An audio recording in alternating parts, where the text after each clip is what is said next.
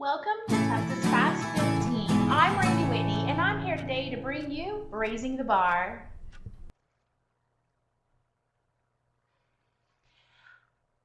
As I've gotten older, my kids have also gotten older, and they certainly remind me that we're all getting older. But here's the thing. I have 3 of them in college right now. I have 2 students at A&M, and I have 1 at Sam Houston State. Here's the thing. Oh my goodness, they're getting so old. I have a senior, and then a sophomore, and an almost freshman at Sam Houston State. I proofread everything for them all the time. But here's the question I ask them. All right, guys, do you want me to proofread your college work so that you'll get an A, B, or a C? And it's funny. Sometimes if they're in a hurry, they're like, oh, Mom, a B is fine. I can honestly say I've only had one time when one of them said a C. And I was like, you've got to be kidding me. But he was in such a hurry. But here's the thing. As they've gone along in their college careers, they tell me, Mom, I want an A. I want an A. Proofread it to help me get an A.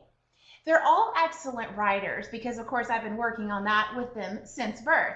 But here's what I've told them. If you want to see, then I'm just going to look at editing. I'm going to make sure you spell things correctly. But if you want a B, I'm going to do some editing and revising. But if you want an A, that's where it gets so unique and ties into exactly what Texas is doing right now. It's bringing together editing and revising and the piece of vocabulary and content.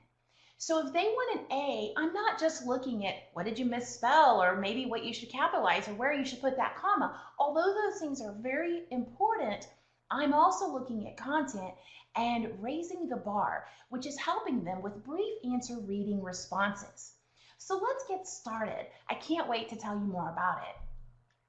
So now, as we look, we do have a handout. If you look over to your left, you can see that you can download this handout either now or later. But let's go over some of the things that the state has to share with us. First of all, in the new TEKS, we have the 7 strands. Strand 6 is the composition strand. And then we've got the 4 domains. Within the 4 domains, we have listening, speaking, reading, and writing. Now, all of those need to go together so that we can be the most successful writer and communicator that we can be. If you'll notice, you also have some diagrams to go with it. For listening, there's the ear, speaking, a little megaphone, reading, there's a book, and writing, there's a pencil. So you'll see those come up a little bit later. Also within the TEKS, you'll see words such as and including. Well, what do those words mean? In grades 3 through 5, in informational text, including brief compositions. So we'll need to make sure our kids know how to write or respond to informational text, including writing brief compositions. Wait, brief, where does that word come into play? You got it. Brief answer reading responses. That's where raising the bar comes into play. So also you'll notice argumentative text, including opinion essays. So we need to work on some of our opinions. In grades 3 through 6, we need to compose informational text, including multi-paragraph essays. So now that we know a little bit about those aspects of the new TEKS, let's see how we can include everything that's included. So what I want to do is I want to show you an example of the different types of questions that might come up within the reading test itself. Now remember, we're putting reading and writing all together, which I think is absolutely brilliant. I love the fact that we're putting them together because I see the end result in my own children who are in college. I see the need for them to be able to read a piece of information and respond to it in a written manner. So I see the end game for them, and so I want to make sure that the game along the way is as effective as it can possibly be for our students in Texas. So let's pretend that these are our 3 sources. Now, I know we're in the middle of a crazy time right now with the pandemic. However, I thought maybe we could talk about some of those fun things that we've been missing and can't wait to get back to. So let's pretend that source number 1 is a passage all about entertainment on a cruise ship. And source number 2 is a passage about entertainment at a professional ball game. Source number 3, perhaps it's a passage all about entertainment found at an amusement park. So their common thread is entertainment, but at 3 different places. So let's pretend we've read passages about those 3 things. Now let's look at the different types of questions that can arise. We could reference a particular passage or source, such as in this first one. Traveling on a cruise ship can be entertaining. Support this statement with 2 reasons from source number 1. Notice it tells you how many reasons or textual pieces of evidence, but it also tells you from which source. Then maybe there's a case where it could be a crossover question. Entertainment can be found in a variety of places. Support this statement with reasons from all 3 sources. So now it's not just from source 1, it's a little bit of something from all 3 sources. Look at this question. Using facts and details provided. Choose facts and details from the student notes provided regarding entertainment at sporting events to develop a paragraph that begins with the underlined sentence. So here we're giving them a little piece of it and we want them to do more. Then it could be a prediction type of question. Based on source number 2, write a response that predicts what will happen in the future. So you're asking them to make a prediction. Or perhaps the question may pose them an inference situation. Based on all 3 sources, write a response that shows how entertainment changed from event to event. Or maybe in a literary piece, it could look like this. Write about the growth of the protagonist in passage number 3.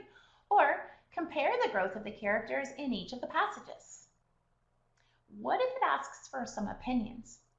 After reading all 3 sources provided, what do you believe is the most important aspect of entertainment at any venue? And then what about this one, if you reference to a particular passage or source? Traveling on a cruise ship can be entertaining. Support this statement with 2 reasons from source number 1. So there could be a couple of other options where we have to add to an essay or an exchange an essay. Let's just look at the first one. A student is writing a paper all about entertainment found at amusement parks. He needs help writing his conclusion. Write a conclusion to end his paper effectively based on what he has already included in his composition. So wait a minute, we're needing to just write the conclusion? What that's telling me is we're not just looking at can we write, but we're also saying, adding to something or exchanging something, that's part of revision. So it's even possible that we can get editing, revising, and content all in brief answer responses. So what is included in all 3 of the brief answer responses? Number 1, we have to, of course, talk about the topic. And then number 2, what do we do with the topic? So what we do with the topic is what we're going to call the charge. So the topic is the idea, the charge is what we're going to do with it.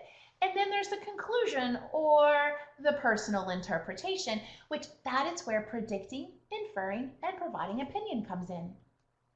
So if you look at slide number 13, I give you big definitions of predictions and inferencing and opinions. But to make it short, think of it this way. If you can start a statement with I think, then that's probably an inference. I predict would be a prediction. I believe would be an opinion. And they're all brought together with what you found. And that is the textual evidence. So let's pretend that we just read this whole passage all about one man's treasure, and it's about a time he and a friend found a penny. I'll save you the time of reading it. And then we want to know what's really happening. What is the difference between a prediction and an inference? The penny will mean something. That is a prediction. But an inference might be something like this. His friend wasn't excited about the adventure. Now, what also helps with this is if you notice on this page, predictions go to future tense, inferences, past or present, and opinion is in the present tense. So here come those tenses back to help us again. So the penny will mean something, that's future for making a prediction. His friend wasn't excited about the adventure, that's an inference. So then we have the best opinions. That's where our opinions are formed through our base of our current knowledge, our current experiences, senses that help us remember something, and of course our age or time of life. So then we practice helping students write opinions based on their current knowledge, experiences, senses, and how old they are. So now we've looked at predictions, inferences, and opinions, But let's look at textual evidence. So let's pretend we've read all three of these sources. A lonely leopard life, a pride of the thrill of the hunt, and the proof is in the rhino poop. So one is about a leopard, one is about, of course, a lion, and the other is about a rhino. So let's look at this question. Write about why lions are known as the king of the jungle and provide 2 examples of support. Here's our topic and our charge, and then our conclusion will come just a little bit later. So every prompt we need to locate our topic and our charge, and then after reading and textual evidence, have our conclusion. So now we have areas where we can help them really extract textual evidence, the good, the bad, and the ugly. The good is, of course, these are the things you want to make sure and include. Bad are things you won't include. And then ugly, those are the promises of what not to write. So what I want to do is I want to show you what a 2, a 1, and a 0 might look like.